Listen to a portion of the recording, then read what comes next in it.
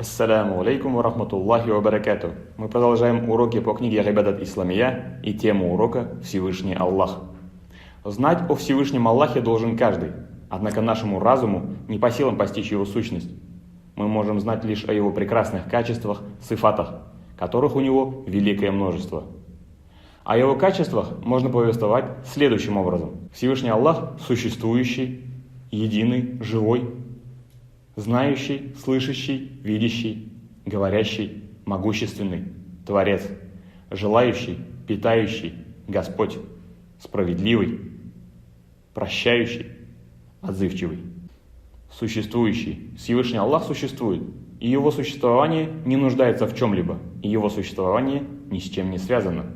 Единый. Всевышний Аллах один, и во всех случаях нет ему подобных, и нет у него сотоварищей. Живой. Всевышний Аллах живой, но это качество не подобно нашей жизни с телом и душой. Знающий. Всевышний Аллах сведущ обо всем.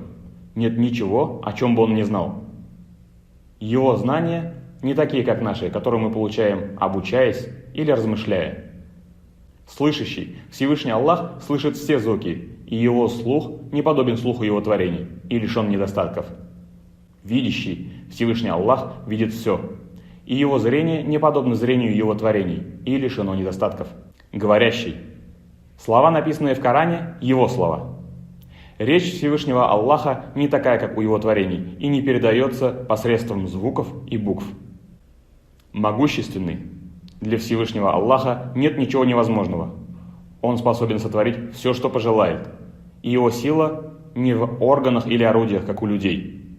Творец. Всевышний Аллах – Творец всего сущего. Желающий. Это означает, что все происходит по воле Всевышнего Аллаха. Только Он обладает полной волей в выборе, должно ли произойти что-то или нет. Питающий. Всевышний Аллах дает пропитание всем людям и животным. Любое живое существо питается тем, что произросло по воле Всевышнего Аллаха. Господин. Всевышний Аллах – хозяин всего сущего и воспитывающий всех по своей милости. Справедливый. Всевышний Аллах совершает любое деяние по справедливости. Ни над кем не совершает насилия или жестокости. В судный день праведникам дарует блага рая, а грешников же накажет адом. И все это будет совершено по справедливости. Прощающий. Всевышний Аллах простит грехи многим людям. Во власти Аллаха все, в его воле простить и покаявшихся, и не покаявшихся.